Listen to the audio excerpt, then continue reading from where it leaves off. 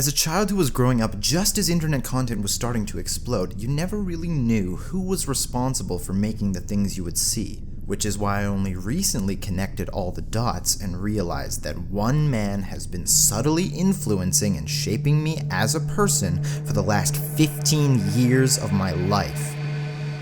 It all started when I was very young, probably about 6 or 7 years old. Back then we had one family computer. It was always a bit of a battle between my siblings and I to get time on it. I specifically remember rushing out of school at 3:30 and sprinting home so I could play RuneScape before my older brothers. Back then we were always looking for online browser games to play. This was right when flash games and animations were all the rage. One time my brother and I went over to our neighbor's house, and he showed us a site called freeonlinegames.com, which had all sorts of browser games, but more importantly it also had flash animations. Now, at the time, I was a huge fan of Mario games like Super Mario World. It was one of the first video games I ever played. So I was immediately interested when our neighbor showed us an animation called Rise of the Mushroom Kingdom, which, for anyone who hasn't seen it, spoilers ahead, but it goes a little something like this. Right off the bat, Mario dies, and everyone's standing there crying at his funeral. Then Luigi decides it's vengeance time and leads a brutally violent attack on Bowser's castle, where he chucks Bowser into the moon, who later wakes up on an island and is promptly torn apart by baby Yoshis. But then in a twist we learned that it was actually Wart responsible for killing Mario, and everything up to this point was actually all just a prophetic dream Luigi had, so after waking up he stops time and saves Mario, only to be blown in half. As he dies in his brother's arms, he tells Mario that Wart was the culprit. Mario decides it's vengeance time and raids Wart's castle. Meanwhile, Peach grabs a 1-up, brings Luigi back to life so Luigi can save Mario from falling into spikes, and the two kill Wart by shooting a fireball into his butt, causing him to explode. So after that quick explanation, you could see how this was a bit of an emotional roller coaster for me as a 7-year-old child who loved Mario. And it was! I almost cried right then and there at our neighbor's place, but violent and emotionally scarring as it was also one of the coolest things I had ever seen at the time. And that's the thing. The stuff you see as a child, usually the kind that causes some level of fear and confusion, you never forget it. So later, we were on freeonlinegames.com again, seeing what kind of animations we could find. Oh, there were a bunch. There was the Star Wars rap, One Ring to Rule Them All, and of course, the Potter Puppet Pals. Now, I'm sure you're all familiar with these guys, especially the mysterious ticking noise episode, which everyone on the planet knows and can recite by heart. But did you know that before the live-action puppet episodes, there were a couple flash animated ones? Bothering Snape and Trouble at Hogwarts. Absolute classics. Even though a bit odd and violent, they were overall cartoony enough for my parents to let me watch them. And I swear, to this day, I will occasionally quote Trouble at Hogwarts and the line, "It's time to die for you."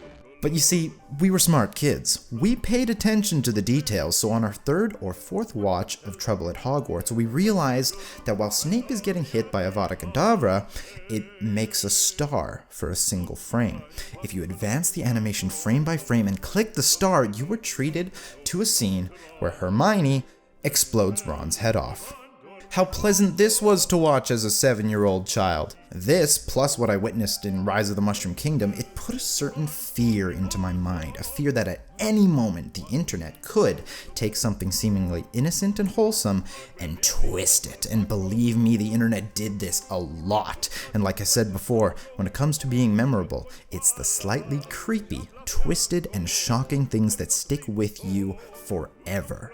Little did I know that this pattern would hold true many more times in the future. So let's fast forward a bit. It was May of 2009, I was 9 years old, and I was invited over to a friend's house to have a sleepover. We went to the movie theater to watch Night at the Museum 2, Battle of the Smithsonian, which was a very fun movie for a 9-year-old to watch, and a very fun evening for me.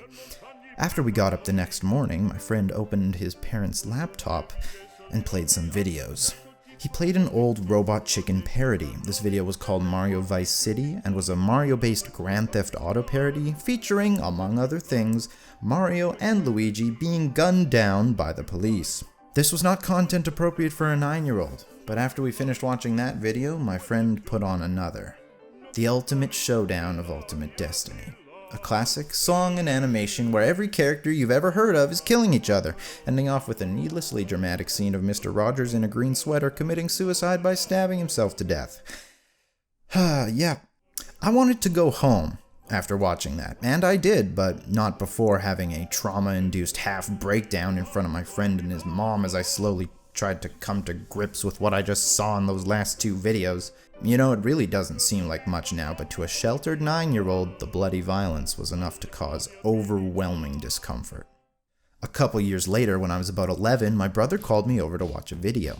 It was a song with an image of Adrian Brody walking across various backgrounds, and I loved it. Well, at least I did, until things got a bit weird. Near the end of the song, it changes completely, and the video goes from Brody walking around various backgrounds to some uncomfortable close-ups and this nightmare fuel.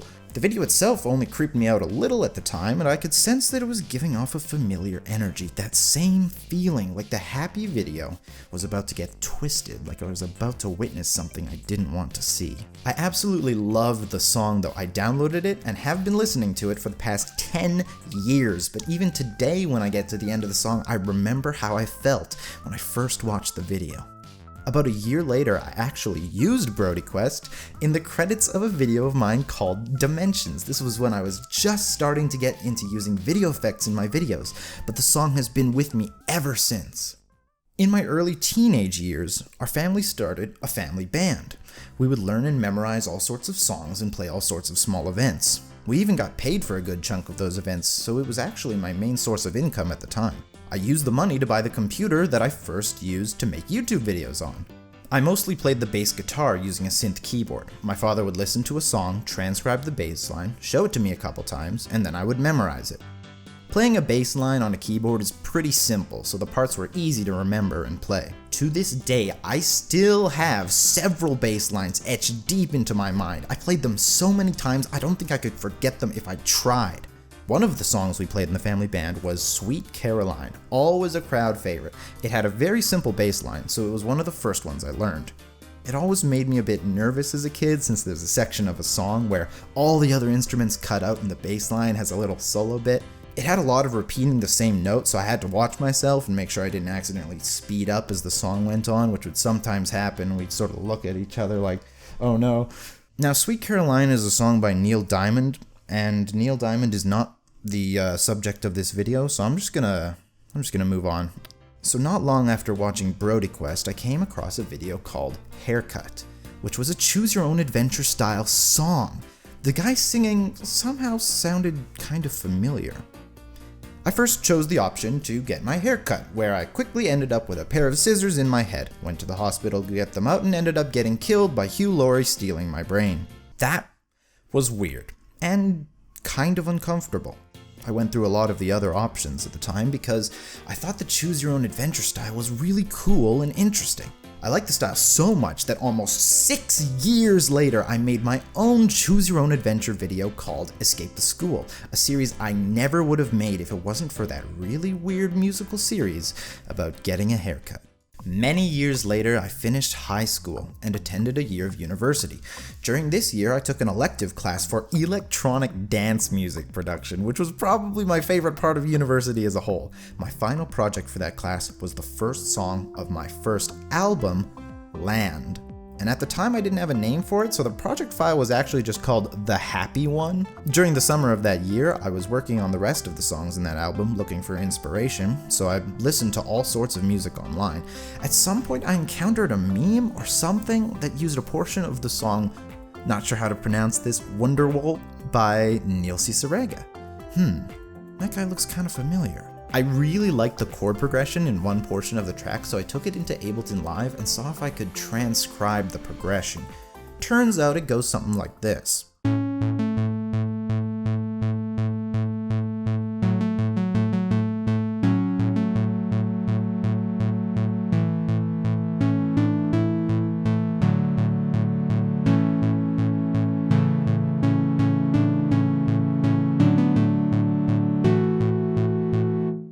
While that was fun, I never put this chord progression into any of my songs. It wasn't long after that my brother introduced me to the songs Cabinet Man and When He Died from the album Spirit Phone by Lemon Demon. Hearing that name made me think, wait a second, don't I already have a song on my phone by that artist? And sure enough, I did. It was a little song called Brody Quest. That's when I got a feeling. A feeling like there was something very significant going on here, but there was some key information I didn't know about. So I went with the best idea I had and just Googled Lemon Demon.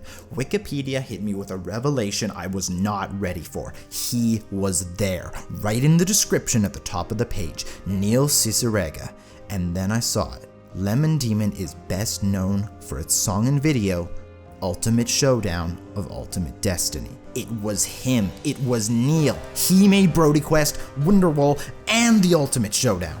I clicked into his name and was immediately struck with another revelation that Neil was the one who created the Harry Potter parody series, Potter Puppet Pals. I immediately went to his YouTube channel to see if it was all true, and sure enough, the Potter Puppet Pals videos were there. But there was something else familiar right above them, the haircut video. Even Ariel Needs Legs, a video I randomly encountered while looking at memes, was there. He was everywhere, from my early childhood to my teenage years, and now even as an adult, he always found his way back into my life. It was a shocking realization learning just how much influence this one person had on me. He was the creator of both my childhood joy and my childhood trauma. He inspired my videos. He inspired my music. Every time I encountered something he worked on, it buried itself deep into my mind and took root there. Forgetting his work was impossible. Instead, it changed me. It challenged me. It steered my very path of life. I would literally not be the same person I am today if it weren't for the work of Neil Cicierega. So with that in mind, I think there's only one more thing I can say. Thank you, Neil.